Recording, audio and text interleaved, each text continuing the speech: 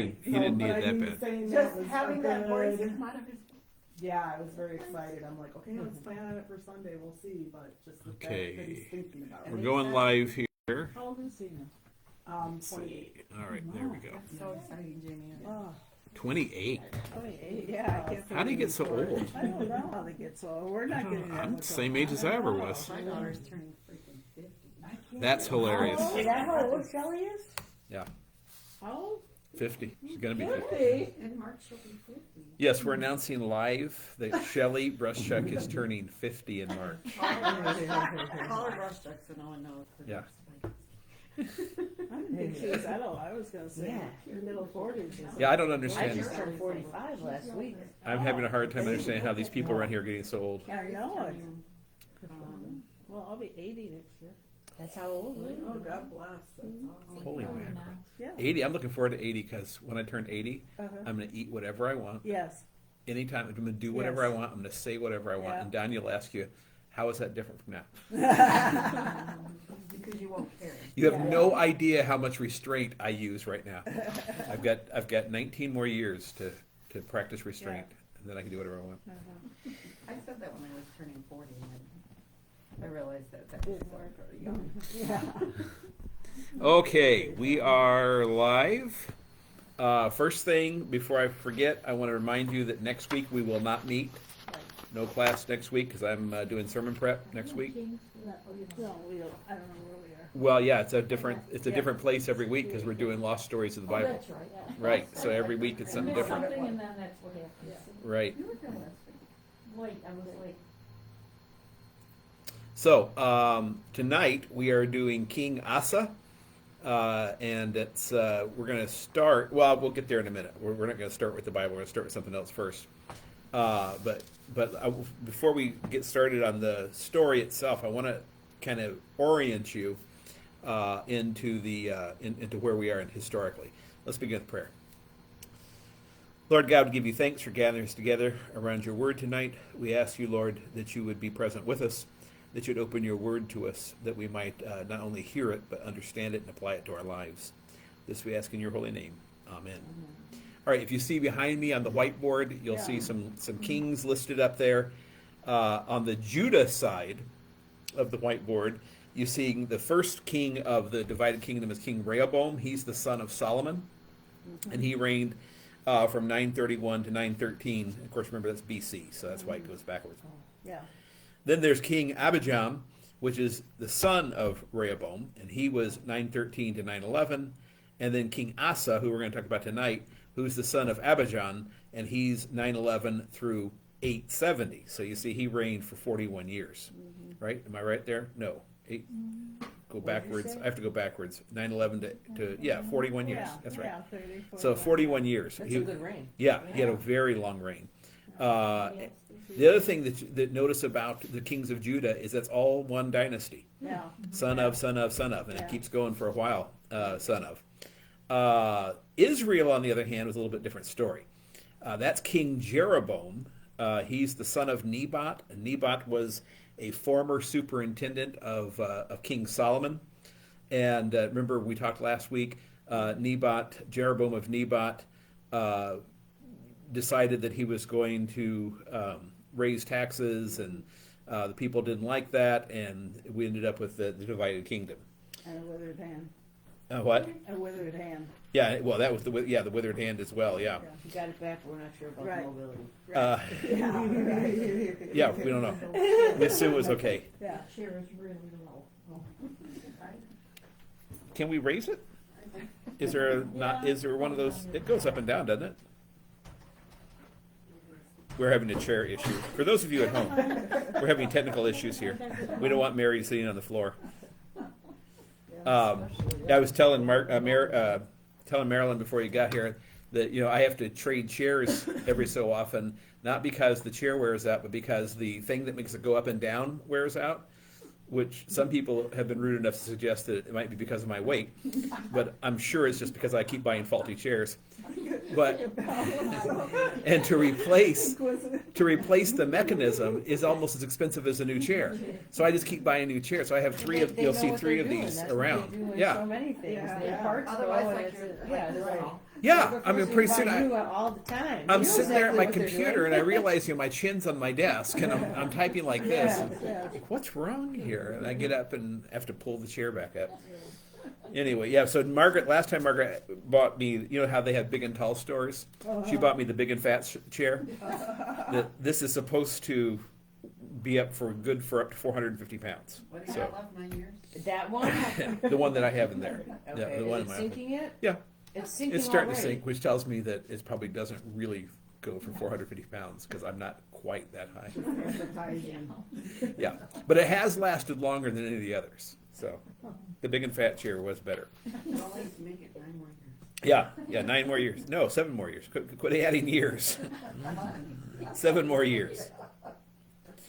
Okay, so King Jeroboam, and then King Nadab was the son of Jeroboam. He only lasted for a year, and then that was the end of Jeroboam's dynasty.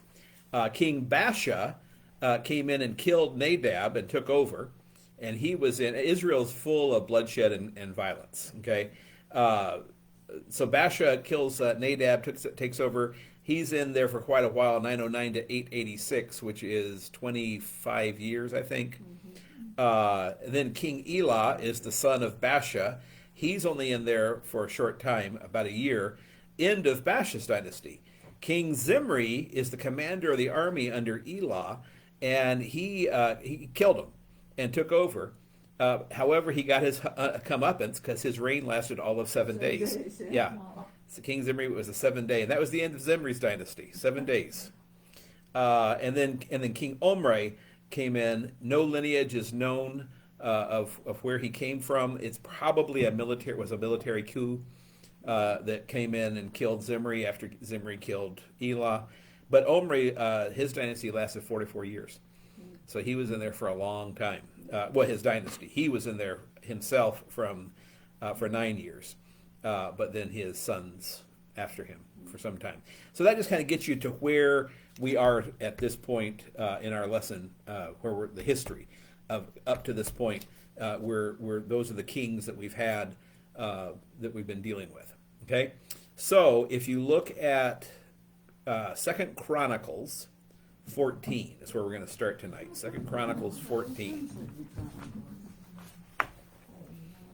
And Chronicles and Kings are the two kind of full history chapters, kind of like the Acts of the New Testament. Right. But they cover the same territory. So most of what's in 1st and 2nd Kings is also in 1st and 2nd Chronicles, but you can go back and forth and get a little bit more from one or the other depending. Okay. So they're two different historians, and they obviously, different historians consider different things important, right? And so you'll find some things in Chronicles that aren't in Kings, and some things in Kings that aren't in Chronicles. And the Judah side, the Judah part, they stayed with the Jewish tradition, whereas the Israel kind of to the two golden calves and stuff. Well, yeah, the northern tribes, Israel, the 10 tribes in the north, really abandoned God. Okay. Overall, Okay. you know, I mean, there was there were some who tried. You will find there were some good kings in there who tried to bring things back, and you'll see. When you read the book, you'll see so and so who continued the sins of his father, which is idolatry. It was always idolatry was the problem. Okay. But then you'll find someone he did this or he did that, and it got better, but then he went back to the sins of his father. That kind of thing. So yeah, Israel pretty much abandoned God overall, and Judah was better at it. And of course, the Judah line had to stay intact because that's where the Messiah comes from, right? And so God has to protect the Judah line so that Jesus can come out of it. The other tribes, were pretty much destroyed. Yeah. And Judah was a tribe. It was one of the original 12. Yeah, one of Jacob's sons was Judah. Okay. Yeah. Mm-hmm. Yeah. All right. So let's look at 2 Chronicles, chapter 14, verses 1 through 8. Okay. Now we're looking at Abijah slept with his fathers, which is he died, and they buried him in the city of David, and Asa his son reigned in his place. In his days the land had rest for 10 years. And Asa did what was good and right in the eyes of the Lord his God. He took away the foreign altars and the high places, and broke down the pillars, and cut down the Asherim. Those are pillars that were put up to Asherah, the goddess, and commanded Judah to seek the Lord, the God of their fathers, and to keep the law and the commandments. He also took out of all the cities of Judah the high places and the incense altars, and the kingdom had rest under him. He built fortified cities in Judah, for the land had rest. He had no war in those years, for the Lord gave him peace. And he said to Judah, "Let us build these cities and surround them with walls and towers, gates and bars. The land is still ours, because we have sought the Lord our God.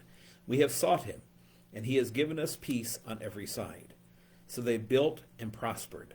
And Asa had an army of 300,000 from Judah, armed with large shields and spears, and 280,000 men from Benjamin that carried shields and drew bows. All these were mighty men of valor. All right, now let's look back at 1 Kings 15, beginning at verse 9.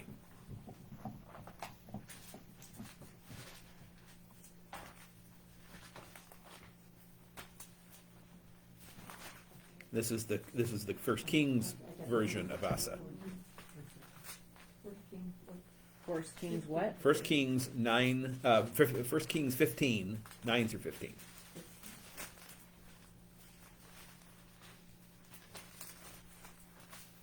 This gives you a slightly different view here.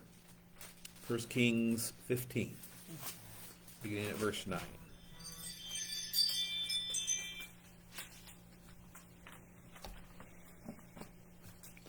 All right.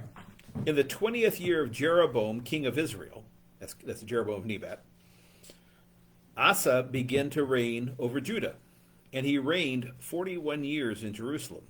His mother's name was Maacah, and the daughter of Abishalom. And Asa did what was right in the eyes of the Lord, as David his father had done. He put away the male cult prostitutes out of the land, and removed all the idols that his fathers had made. He also removed Maacah, his mother, from being queen mother, because she had made an abominable image for Asherah. And Asa cut down her image and burned it at the brook of Kidron. But the high places were not taken away.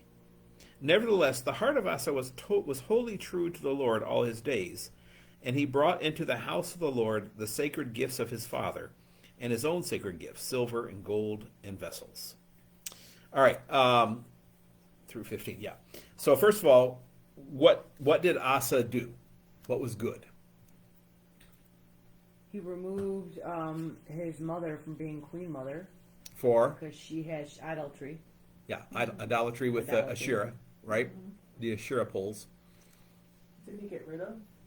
The male cults, gays, Yeah, male gays. the cult prostitutes, yeah, the male prostitutes, which apparently were a problem at that time. We don't know much about them, other than some of the temples had male prostitutes in them. So he got rid of that. He encouraged the worship of the one true God. Yeah. You know, how large was his army? Like 300,000. 300. Doesn't say Wow. here, does it? It Yeah. doesn't say here. It says Not in the other No, it says in the other one. yeah. But that's okay. 10,000. We're talking about both of them here. Okay, How large was his army? Do you remember? 300,000. Yeah, 300,000 soldiers and another 180,000 from the tribe of Benjamin. I think it's 280,000, yeah. So 500,000 soldiers, Right. over That's 500,000. big. Yeah, it's a big army, for especially, back then. I mean, think of Israel, how big a country it is. Yeah. Now think of Judah, which is half of Israel. Yeah. You know, that's a pretty big army for that size group. Everyone Uh, is in the army. Yeah. Yeah. What weakness is described here in 1 Kings?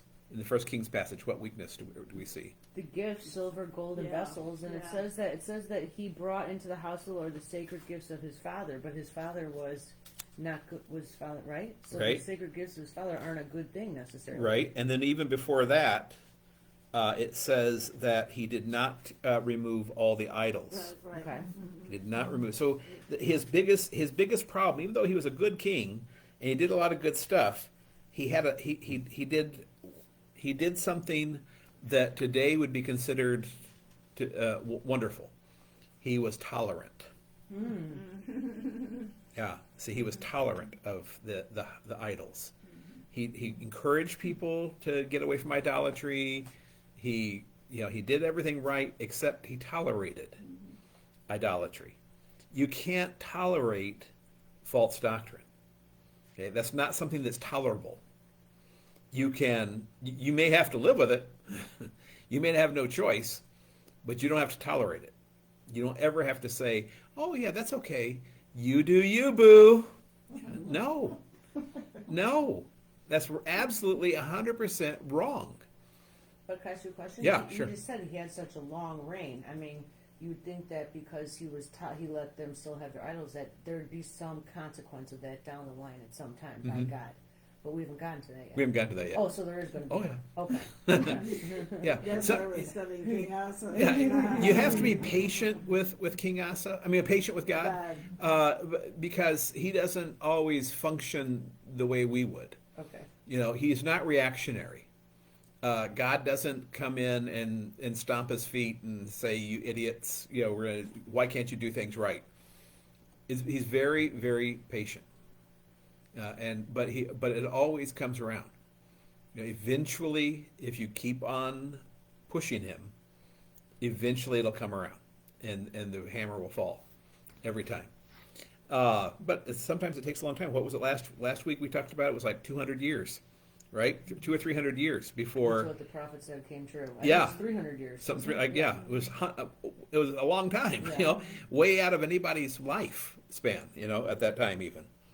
How does such weakness, the toleration, meld with evangelism? That is, how do we refuse to tolerate idolatry and yet proclaim God's love? The word? Well, how? Using scripture. Though, Sure, but how? Yeah, that's true, but how? By sharing it with others. Okay, but if you know how hard it is to share truth with somebody who has built their life on falsehood. It's all around us all the time. Live it yourself. Live it yourself, okay? I thought of a saying this weekend after listening to Sunday. Feelings are fickle, God's word is eternal. Oh yeah, nice. Yeah, something, What did you? Yeah, feelings are fickle. Yeah. God's word is eternal. Yeah, that's it. Yeah, feelings are dangerous stuff. and kind of demonstrate that this is built, what you're building your truth on is changing. Right. And this is something that is what it is Yeah, forever. right. And You get gotta them to see that feelings, it changes. go back to your vacation Bible school days. The wise man built his house upon a rock. House upon a rock. Yeah. Yeah. I mean, Jesus told the parable for that reason. This is rock. Yeah. That goes along with this morning's close of prayer.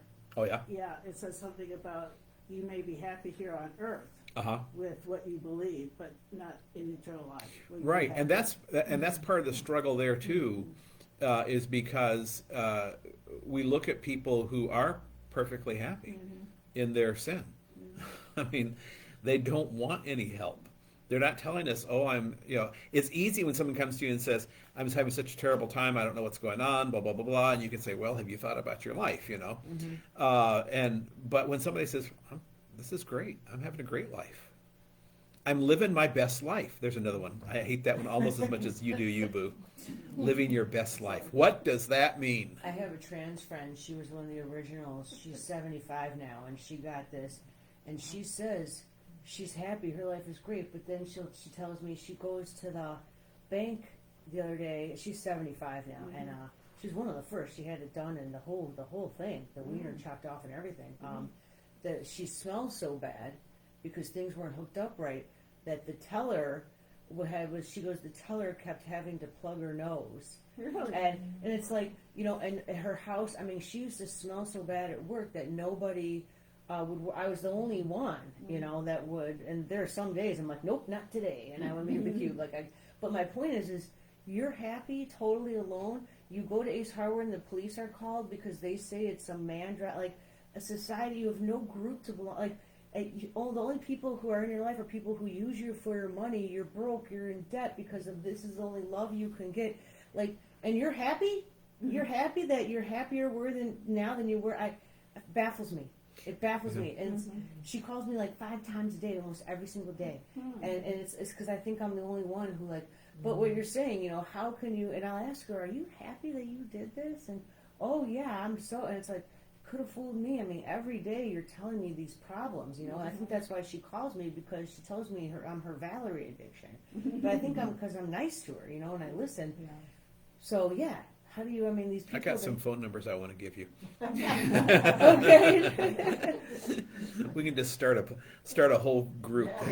Oh, you need to call Valerie. Yeah. Valerie is our No. minister of hopeless causes.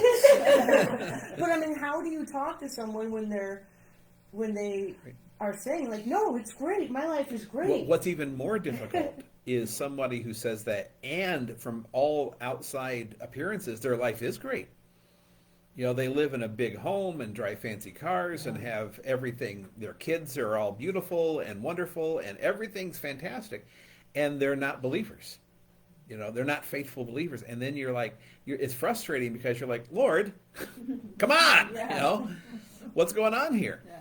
The thing is that you can't see inside that person's life. And what my experience has been is every single one of those people, That's problems. oh my gosh, deep-rooted, very difficult problems. And it might be something that you look at and you think, like say, for instance, like something like self-worth. And you look at, come on, get over yourself. You're rich and you're successful and you're powerful. That doesn't have anything to do with self-worth. Yeah. I was going to say, God talks about those people in the Bible all the time. Right. I mean, there may be some that are kind of genuinely earthly happy. Yeah. Well, yeah. And we all have problems. They've accepted whatever problems they have, just like everybody else kind of does. Yeah. But God talks about those people all the time. Right. Except my problems are all going to go away. I know there's an end to all of my Yeah, we problems. know that. They don't. Yeah. And so that's the real hardship for them is and what's really scary is death. Death is terribly frightening to them because you can be cavalier about it and say, oh, you just wink out of existence. It's no big deal. Tell me that on your deathbed. Wow. I hope you're going to be thinking. I've seen people, I've seen too many people on their deathbeds who are terrified because they have no faith. And they don't know what's next. We had a girl die of cancer just recently. Same thing. She was terrified, and it was not a good ending from what we're told. She didn't pass peacefully. She was Right. scared. She was fighting it because then all of a sudden she was like what you're saying, like hit. Like wait a minute, What's next? right? And Yeah. she had everything, beautiful, great job, money, everything, and then she considered that a blessing. But didn't follow Christ. She Right. just felt she was blessed because she had those things, and then the end came, and she, had a really hard time with that. That's what that reminds me of. Yeah. But people like that, and I know other people like that. They think God blessed them because they have tons of money and all these material things. Mm-hmm. That's not quite the same. Kind of like what you were saying at the beginning of this conversation about you're happy on earth, but Right. are you can be happy in heaven? The story of wasn't the rich man that God says to give up everything, Right. and he can't, and he doesn't, and he walks Right. away like totally sorrowful for the rest of his life. Right. So, how does that go? Isn't that like kind of Yeah, the rich young ruler. yeah? Yeah, he comes to Jesus, what must I do to be saved? I think there's a sermon coming up. Okay. Maybe it's next week. I can't remember. There's a guy's sermon coming up on that. Okay. And he walks away very dejected because, Jesus, because he's Jesus, can look into the guy's heart and can pinpoint what's your idol. And we all have them. All of us have our idols. But the difference is that we can hide our idols from each other sometimes. But you can't hide them from Jesus. And so this guy comes running up. He's, from all outward appearances, he looks like a great guy. He does all the right sacrifices at all the right times. He's a good Jew. Everything's fantastic. And then she says, oh, well, all you need to do is go sell all your possessions and come follow me. Oh, come on, Jesus. You know, I mean, that's not fair. But Jesus really gave him like the best. I mean, to follow Jesus would be is like the greatest gift of all time. From Kinda our like that- perspective. Like, okay, But remember, from them, you know, at that time when he said that, he was a loser rabbi with, like, you know, 12 not very impressive guys following him, you know, who were saying stuff that is not what the majority of people thought. The majority of people thought that the Messiah was going to be a military leader, you know, and here he is talking about spiritual stuff. And this is not enough. Now, if they paid attention to the Old Testament, that's exactly who they would have been looking for. You know, if they'd read the prophets, you know, as Jesus keeps on saying, and as John the Baptist said, and many others said, the law and the prophets told you, you know, that this is what we should be looking for. But that's not what they wanted. They wanted a powerhouse political leader, you know, which is still what many people are looking for today. You know, many people they believe that their Messiah is going to be in some kind of political leader. You know, they're looking for this, the you know, make America great again. He'll do everything. Yeah, he is not the Messiah. Whether or not he's elected, he's not the Messiah. And our goal as Christians on this earth is not to make America great again. You know, that's not our goal as Christians. It's nice. It's a nice idea.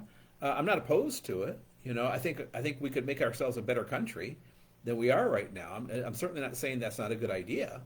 I'm just saying that's not the life goal for a Christian. A Christian is whatever America is, to be proclaiming the gospel. okay. You know, because like I said Sunday, Africa is sending missionaries, literally sending missionaries to our country because we are seen as such an ungodly place. Really? Yeah, yeah. I grew up. I can see it. We always we had pictures of all the African missionaries on our walls in Sunday school, and we had offerings once a month or something like that to support some missionary. And I remember and I can remember when one of them came back and spoke to us, and how exciting that was to hear from him about all of his mission work in Africa. It really was exciting. And the idea back in the 1960s or early 70s, I can't remember when it was, but you know, the idea of going to Africa, you know, that was just I couldn't comprehend going. Now people go to Africa, like, you know, all the time, and I don't, but other people do. You know, but yeah, you hear about guys, other pastors. Yeah, we're going to Africa for blah blah blah blah. That's never on my agenda. The Bishop of Ghana, when Yeah. he was here that time, Uh-huh. what was his purpose of being here? He was on vacation. Oh, okay, Yeah, he was trained here. okay. He was trained at Fort Wayne, and so he has a lot of connections in the States. And so yeah, so he came just to visit. Okay. And the person who he was staying with, he goes to a church that does contemporary worship on the weekends, and this bishop is very conservative, as most Africans are. Yeah. And he wanted to go to a liturgical church and see a liturgical church. And somewhere this guy had heard that our services were liturgical. I don't know where he heard that. So he called and asked me if Saturday night was a liturgical service. And I said, yep, everything we do here is a liturgical service. And he said, well, he was going to bring him. So, yeah, Pastor Danko. Do you think Americans listen to African missionaries better than they listen to someone from their own culture? That's an interesting question. Yeah, it is. I don't know. I just wonder if it would like impact someone. Oh, you came all the way from Africa to tell me this, so maybe I'll listen to you. That's an interesting idea. I don't know. I do know that one of the problems we have faced in LCMS is African pastors do not minister well to African American congregations. Really?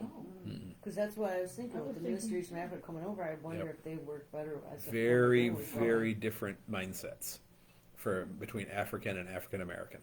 Well, how come? Oh, African, but not black and black here. Right. Because if Right, you look right. at like a gospel church, it's the minister's black and the people are black. Right. But they're saying African versus African American. Right. Different. Got it. Right. Okay. Yeah, we've had several African American pastors. African pastors who have flamed out in African American congregations because there's such a huge cultural difference.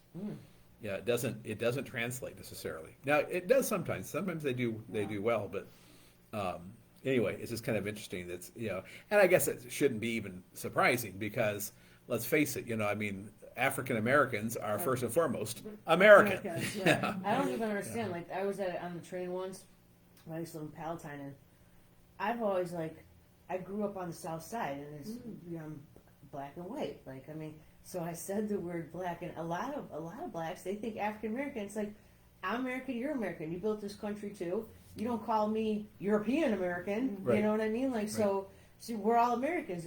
So I said black, and someone goes, "Don't you mean African American?" I go, "Are you white?" And he goes, "Yeah." And I go, "So what's wrong with being black?" Yeah, right.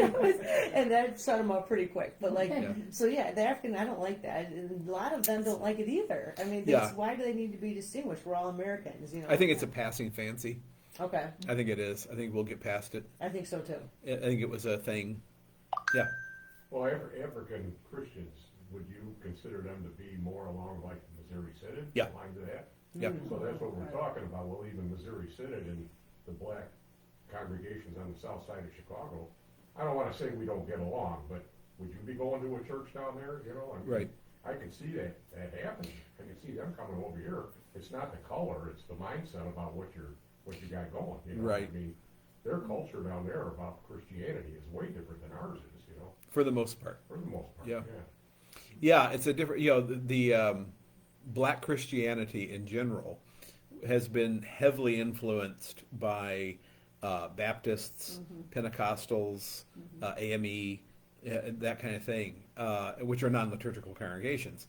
And so many of our, back in the day, let's say 60, 70 years ago, when we were training people at our black colleges and our black seminary, it was a little bit of a different mindset because we have a church, black church in Seattle, that is more liturgical than any church I've ever served in.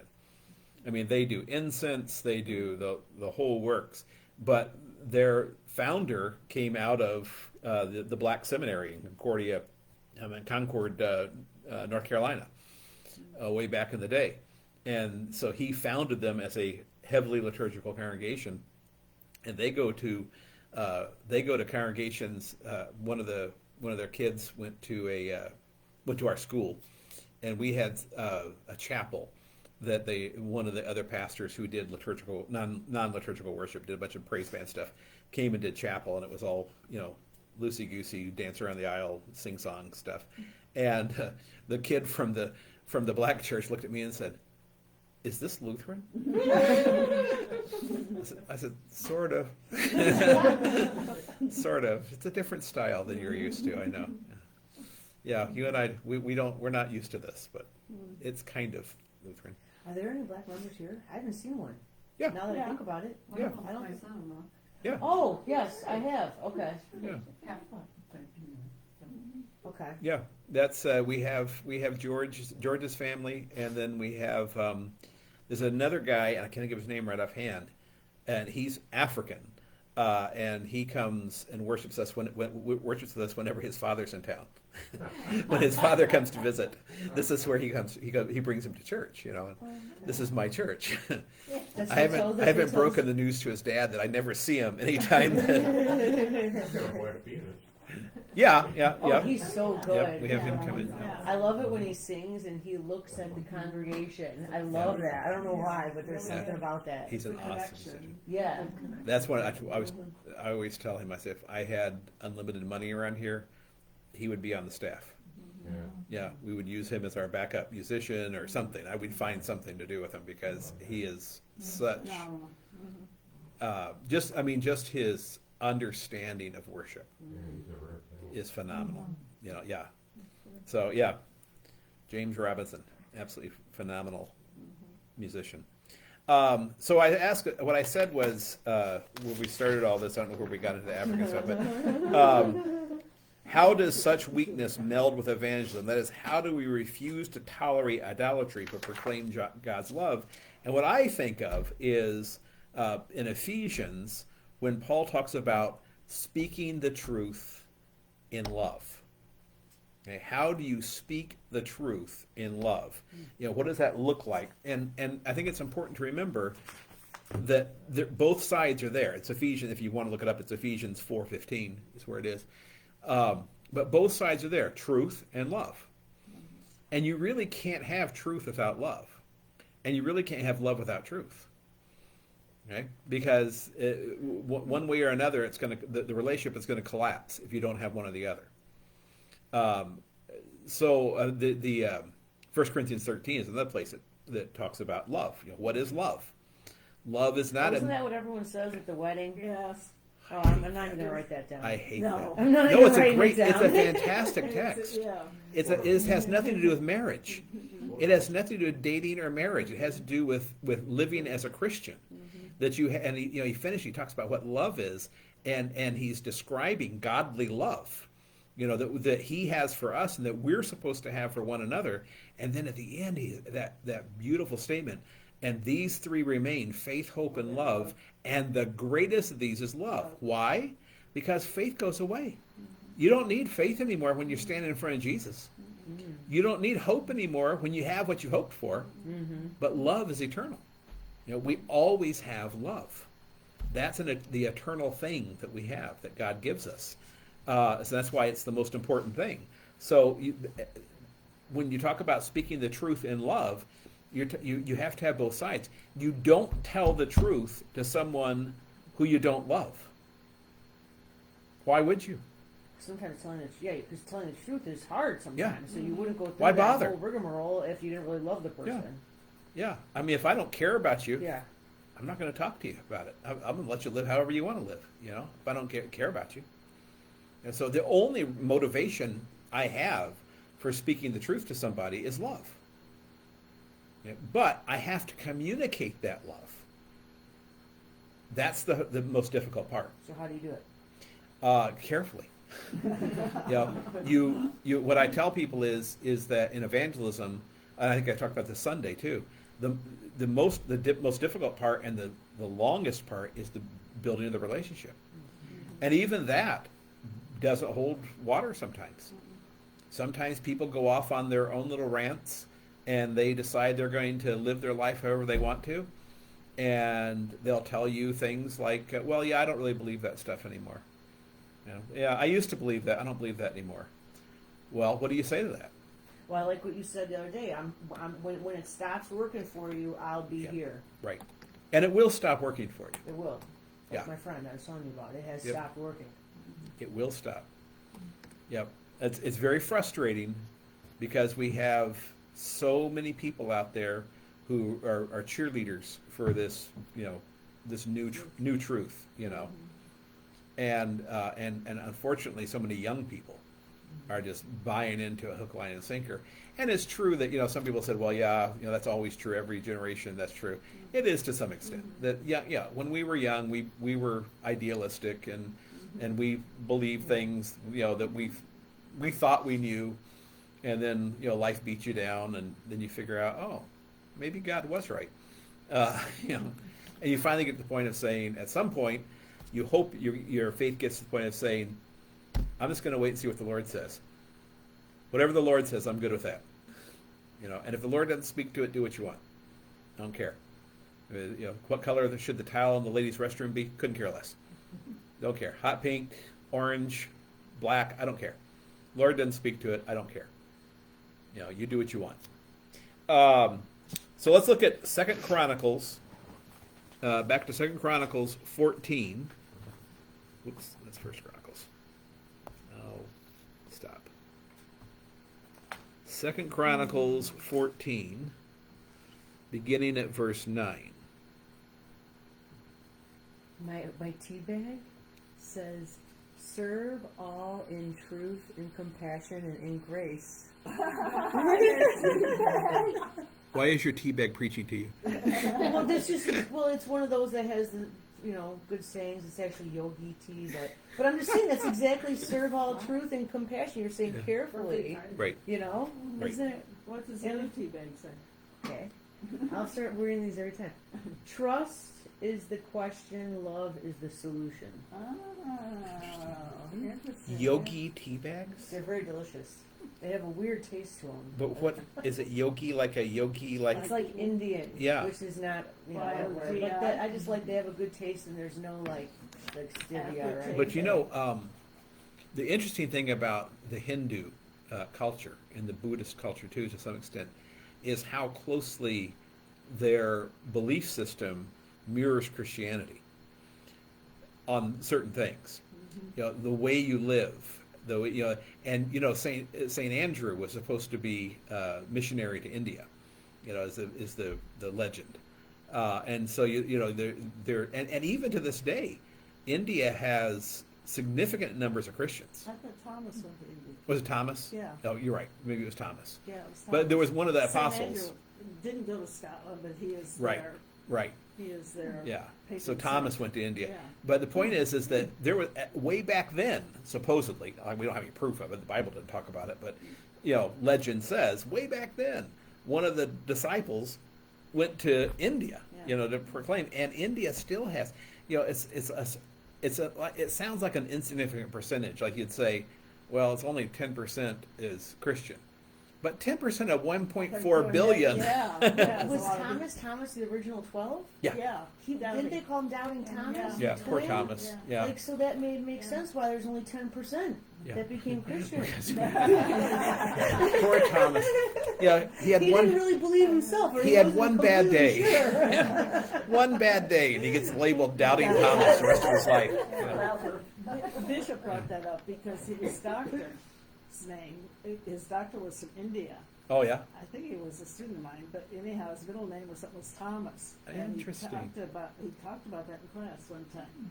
Yeah. And he said, oh yeah, Thomas went to India. Right. That's how I remember that. It was So you Thomas. think about that. If you think 10% of Indians are Christians, and 10% of 1.4 billion is what 140 million. There are less than 2 million members of the Lutheran Church Missouri Synod. Yeah, right. 140 million Christians. How many Christians in America? 10%? I mean, we got 10% here. Yeah, probably. I mean, people who claim Christianity, probably higher. I think it's around 40% That's exactly what I said. who claim Christianity. But you got in there you got Mormons, Yeah. which are not Christian. You got Jehovah's Witnesses, which are not Christian.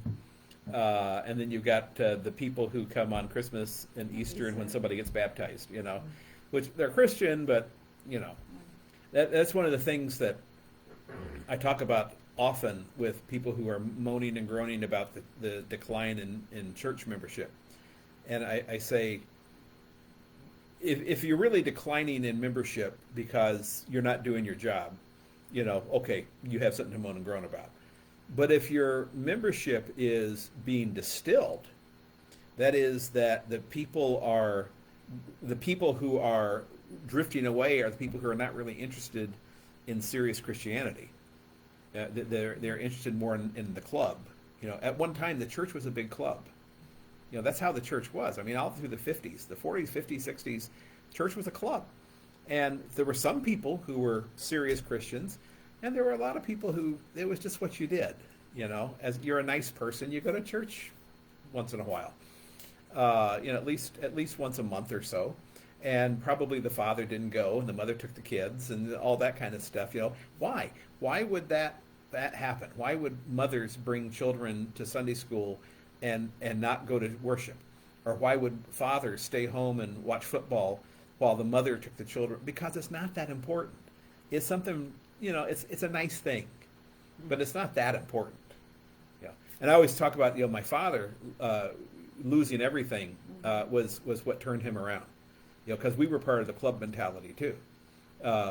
Before I was born, they were very much into the club mentality. They went to the big, fancy, wealthy Lutheran church down the street, where all the wealthy Lutheran people from Bellevue went, and that was just what you did. It was fun, and the kids went to Sunday school, and occasionally my father would come, and then when he lost everything in some bad financial stuff. Suddenly church became important to him. And that's when he became a significant visitor to the pews. And then suddenly he became involved in the leadership and all this, and he still had all of his problems. You know, it wasn't like he was suddenly miraculously a different person.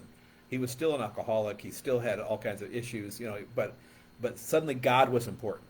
And that's when I came along. See, I was the youngest. And you look at me, how did you end up being a pastor? And out of the older three, one's a Jehovah's Witness, one is, you know, kind of a non-professing person of anything, and one is Christian, but you know, isn't super involved, you know. And then you got this pastor. How'd this happen? Because the world changed, and suddenly I was like, you know, in this whole different system, you know. So that's You were blessed. yeah, That's God using all things. for yeah, good. yeah, right. I mean, it was not pleasant. Yeah, if you gave me the option, I would have not have said, "Oh yes, I would love that life. Thank you." Yeah, could we please search through the couch cushions to find enough money to buy some milk? That'd be fantastic. What a fun thing that would be. No, it wasn't fun. Okay, let's look at Second Chronicles 14, beginning at 9. Zerah, the Ethiopian, came out against them with an army of 1,000,000 men and 300 chariots, and came as far as Maresha. And Asa went out to meet him, and they drew up their lines of battle in the valley of Zarephath at Maresha. And Asa cried to the Lord his God, O Lord, there is none like you to help between the mighty and the weak. Help us, O Lord our God, for we rely on you, and in your name we have come against this multitude. O Lord, you are our God. Let not man prevail against you. So the Lord defeated the Ethiopians before Asa and before Judah, and the Ethiopians fled. Asa and the people who were with him pursued them as far as Gerar, and the Ethiopians fell until none remained alive, for they were broken before the Lord and his army. The men of Judah carried away very much spoil, and they attacked all the cities around Gerar, for fear of the Lord was upon them. They plundered all the cities, for there was much plunder in them, and they struck down the tents of those who had livestock and carried away sheep in abundance and camels. Then they returned to Jerusalem. Okay, so what happens here? Yeah. So remember we said he had 300, maybe 500,000 soldiers. This guy had you a know. million. So 1,000,000 plus 300 chariots. Yeah. Okay, so Ethiopia was a mighty force. You know, Judy and Dave had a Egyptian exchange student, and I asked him one time about the Ethiopian rulers of Egypt, and I said, what do you know about that? And he says, Ethiopia has never ruled Egypt. I said, oh yeah, it did. I said, for like 300 years, Ethiopia. No, there have never been black pharaohs. Yeah, there really have. No, haven't. And I realized that the kids in Egypt it's filtered. Yeah. They're taught what the government wants them to believe. He Their said, history class. he Yeah. said it, in America, your history is very short and your book is very big. In Egypt, our history is very long and our book is very small. Yeah, because Cool. they filter.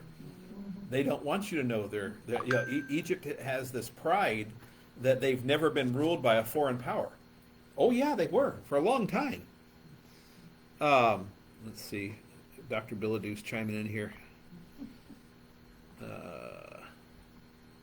Who took over Egypt? Because Cleopatra, then they killed Brutus, or who was the Mark Antony? I mean, in Rome. I mean, they ended up breaking down Egypt. Then at that point in history, there's no who took. I don't know. That's totally off topic. But I mean, to say that they've never been ruled. I Yeah, mean, there have been foreign rulers they're of Egypt. right there as a foreign. Now I'm going to look up that. Yeah. Up. They forbid that movie over there. Yeah. Yeah. Okay.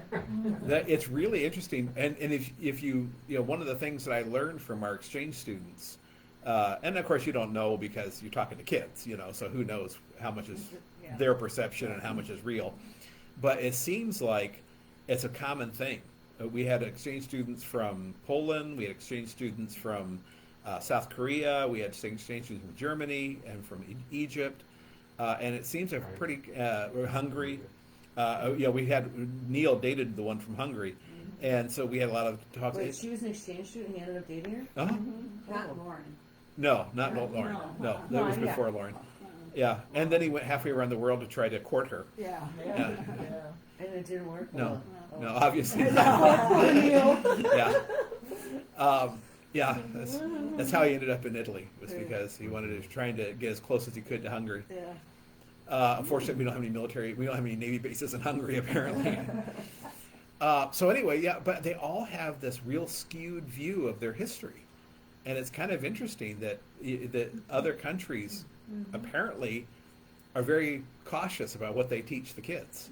Laura said that one of her favorite things about being in the United States is you could read any book you want. Yeah, She yeah. couldn't do that in Hungary. And Hungary is not a communist country, but it's just well, neither is Egypt. You know, they're both democratic countries, but it's interesting the way everything's filtered. The Germans, though, they can't avoid teaching about the Holocaust, and it's not pleasant. Right. Yeah. Yeah. But now they're kind of filtering our history. Exactly. Yes, they That's are. where Yes, they're they going. are. Is they want to do this, and they've never had the license to do this before, and now they're trying very hard to do that and to tell children what to believe about things where it's never been that way before. But yeah, we'll see what happens. Thank God God's in control, not me. What lesson might we learn? What might we draw from this Ethiopian conflict for our own lives? When we look at this history, what lesson might we learn? If we do God's will, He'll come through for us. Yep. Can you imagine you got two armies in conflict against giant armies, 500,000 on one side, 1 million on the other, and the king of the 500,000 one stands up in front of the other one and prays. That's all he does. He prays that God would empower them. I wonder how often in our lives could we conquer the unconquerable with a simple prayer. Well, even in like I'm thinking the story of Deborah, who was one of the kings, or not one of the judges. Right. Yeah. I mean, like they ended up whooping butt, and they were like the underdog, The underdog, but right. she was chosen by God, Deborah, and Gideon, this Samson. is kind of, yes, this story is just repeated a lot in the History. yeah. Yeah, the history of God's people. Trust God. Yeah. Don't put God on the back burner. Don't put God in a handy little box that you can put away until you're done. While you're done with him, which is what society does. Well, that's religious stuff. We're not talking about religious stuff. Everything's religious stuff. Right. There is nothing that's not religious stuff. Yeah. And that's why, I know we talked about this before, but I put up a Trump sign in my front yard, and it took a lot of balls. And it was after church, I think, I don't know, something, and I'm like, being a Christian, and I'm sorry, but the Democrats and all this it is anti-Christian rhetoric, and I know Trump is not our Messiah or anything like that, but I think hope that not. the Republicans, with the bringing the Christianity back, like, this is important, and Right. and don't be scared. If you're doing something that is for God, and I'm sorry, but I think Trump is much more than these other Democrats. That no one's good, because everyone's like, I'm not going to put up a sign. Someone's going to vandalize my house, and honestly, it's a fear. And I'm like, I'm not scared. Everything's going to be fine. I'm putting this sign up. I don't know if you saw it. Yeah. Okay. You're the only one on the block. And the retired CPD guy, a couple houses down from you, he actually came to my house to say, I'm so happy someone finally has the courage on our block to put one of these up. I was like, Yeah, because we have a lot of Harris Walt signs Oh, up. do you? Oh yeah. I haven't seen. I hate those. I haven't seen many of them. I mean, I haven't seen many signs of period. The thing is that again, you have to be so careful because you don't want to ever lionize a human being. Okay? There's no human being on this earth that's perfect. There's no human being who's going to do everything right. All you can do is look at the human beings that you have available to you, which I agree, people have said in the past, and I agree, the pickings is pretty slim. Yeah. You know, we don't have the greatest minds and the greatest patriots and we don't have them running right now. We have what we have. And so you have to look at what you have. I mean, I would love to be able to put together a presidential candidate, you know, by committee, and have, you know, Trump's business know-how and Obama's eloquence and, you know, and JFK's looks and Ronald Reagan's, you know, pointed way of saying things, and Harry Truman also. Jimmy Carter's drive. Jimmy Carter's spirituality. spirituality. I mean, I'd love to have a candidate by committee, and you know, we could put together a perfect candidate. It'd be wonderful. But we can't do that. So we got what we got. So then you have to say, what candidate promotes the Christian values that I believe in most best? You know, which one promotes it best? Which one pushes us towards the things that are taught in Scripture more, and which one pulls us away? And when somebody stands up and says that it is perfectly okay for women to kill their unborn babies for whatever reason they think it's right. I just heard Tim Waltz say that. Yeah. It's up to a woman to decide whether or not she wants to have that baby. Yeah. No, it's up to a woman to decide whether or not she wants to get pregnant. But once she's pregnant, that decision's gone. You know, as I tell our high school girls all the time, yeah, it's up to you to decide whether you want to be pregnant or not. Okay, and if you're willing to take that risk, then understand that you could have a baby. Okay, and that if you get pregnant, then that baby's yours. God's given you that child for good or for bad, for forever. You know, but Tim Waltz, I just saw him on the news saying, Yeah. "Oh no, Yeah. it's up to a woman to decide that." Okay, I'm not a one-issue voter, but that's a big issue. Yeah. You know, that's a big issue when you say, "I think it's okay for women to kill their children," and then they tried to push him on the law in Minnesota. Which he didn't even know what it was. And he didn't know. He didn't know, but he signed it. Yeah, Isn't he from Minnesota? yeah, he's the governor of Minnesota. He didn't know No. No, he didn't know what the law was. He couldn't didn't explain say it. What is? The I don't know. well, that the doctors can make determination. Something the right month, is it? Yeah, to the 9th month. Yeah. Yeah, to the 9th month. And then, Yeah. see, here's the thing, like, when I had one for the bunch of retired teachers who I loved to death, they were my mentors, and the first one says, aren't we all excited about Kamala? Oh, I would And I have. said, no. No. Good for you. Say that, yeah. And their whole thing, and these are, you know, wonderful, intelligent women, but their whole thing is the abortion One issue, one yes, issue. and women, you know, that, you know, Well, sometimes and what you wholehearted hosts don't like women. When how you should explain it is, because I actually poli-sci and economics was my major, and I work for the government. When you explain it is that is not something that should be up to the executive branch. That was Right. decided. You know, this is not an issue that should be a presidential issue. A Right. presidential issue should be Exactly.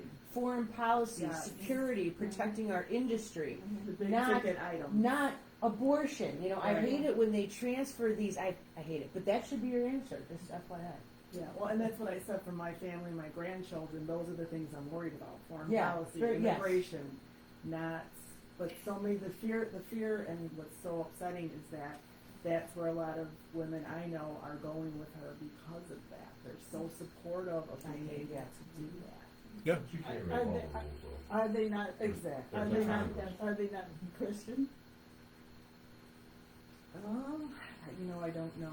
There's an awful lot of Christians who are okay with Believe it. that too, yeah, I'm sure there are. Awful lot of Christians. But, you know, this, between the woman and the doctor, no, it's God decides. Right.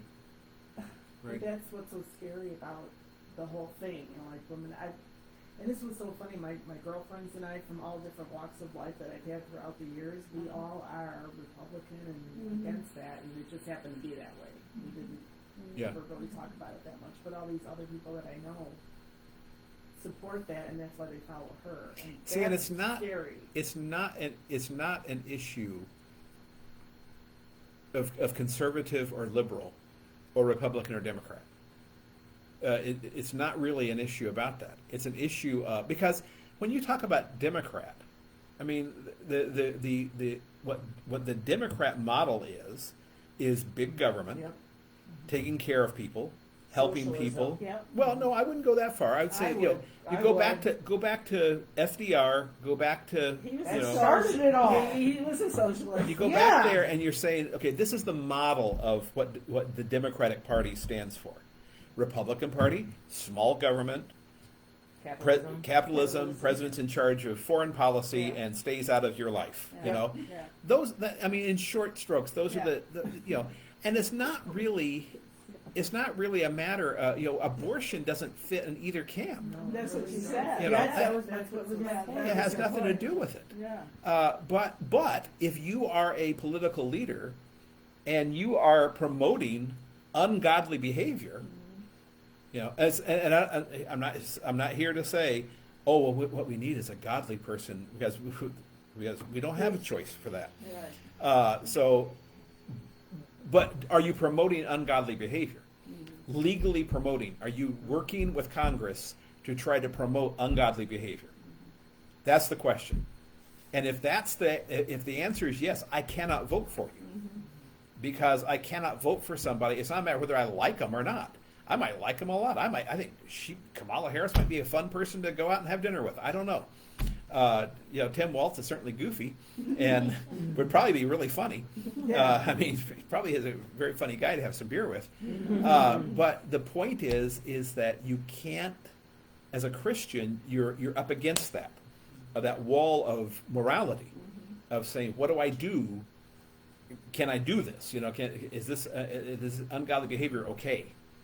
And it has nothing to do with liberal, conservative, Republican, or Democrat. It has to do with the person and what they promote. Yeah. If you look at the other side of the fence for a moment, what do you do about a guy who gets up and spews violence and hate and bears false witness against everybody? Where's that guy? And love your neighbor as yourself, Right. you know, all that. But there's a difference Love again. one another. It's not There's a difference there either. between his personal behavior and her personal behavior. I'm not talking about that. Yeah. I'm not talking about personal behavior because I don't think we have a good option either side on that. Neither side do we have somebody who I can say, boy, we don't have a Jimmy Carter. You know, we don't have a Jimmy Carter who's like, man, that is a wonderful person. You shouldn't elect someone based on their personality. Well, I mean, that's Most whole other presidents issue. Are philanderers. I mean, talk about Clinton sticking cigars up girls' privates, and I mean, this is our history here. I mean, I we read can't. someone You that know? was talking about that her husband was very sick and went to a doctor that was a specialist, and the doctor was arrogant and they couldn't stand him. The way he acted, the whole thing was so upsetting. So they went to their own doctor and said, can you recommend someone? Well, the person they recommended was the doctor that was this arrogant person, and the doctor said to them, you're not looking for this person to be your friend. Right. You're looking for them to do the very best they can for your health. So you're going to that person to take care of you, not because you like the personality. Very I thought good. that was I like that. Yeah, I thought that was really helpful. good Yeah. I mean, it's really nice when you happen to have a doctor who you also really like. That's really pleasant. Or a president. Yeah, or a Yeah, president, yeah, or yeah. a mayor, or a governor, or whatever, you Or a know. pastor. It's really, or a pastor, right? Well, that's a good point. No, it is a good point. Because there's some congregations that get rid of their pastors because they don't like them. It has nothing to do with whether. I just dealt with a congregation like this, and I said, "Is he teaching false doctrine? No. Is he not doing his job? Does he visit the shut-ins? Does he take care of the sick? Does he work to? No. Yeah, he does all that. What's the problem? We don't like him. For what His- reason? They have to give a Tough reason. tamales. Well, the reasons they gave and the real reasons probably weren't true anyway. But yeah, the reasons they gave were silly. Well, he said this, he did that, and I checked into it. No, he didn't. So there. But that sounds exactly like we say they don't like Clinton. I mean, not Clinton, Trump. No. God, forgive me.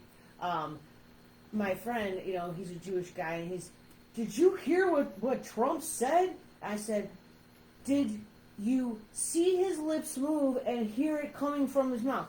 Well, no.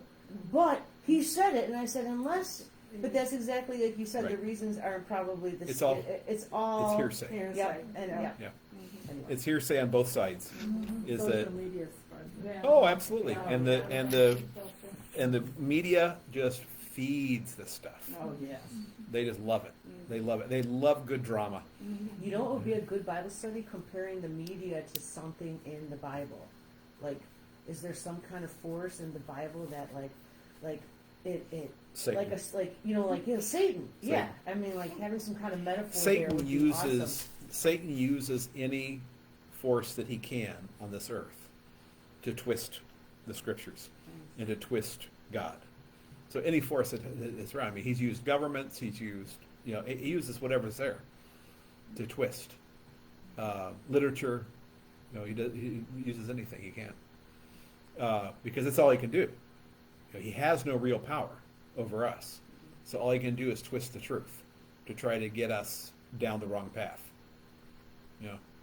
Okay, we're going to close there. We'll pick up next week. We're going to pick up the rest of this because we didn't even get to the most fun part. No. But we will. And then we're going to do the rest of Asa, and then next week we'll also pick up. Huh? 2 weeks. Not next week. 2 weeks. 2 weeks. In 2 weeks, yeah. In 2 weeks we'll pick up Asa, and then we'll finish up also with Elisha making stew. You get a stew recipe from Elisha. Nobody knows this. These are the things that nobody knows. Oh, you too. Yeah, Elisha and his stew. All right, so let's close with the blessing. The Lord bless us and keep us. The Lord make his face shine upon us and be gracious unto us. The Lord that of his countenance upon us and give us peace. Amen. Well, are you going to give a sermon at churches this weekend? Yes. Okay.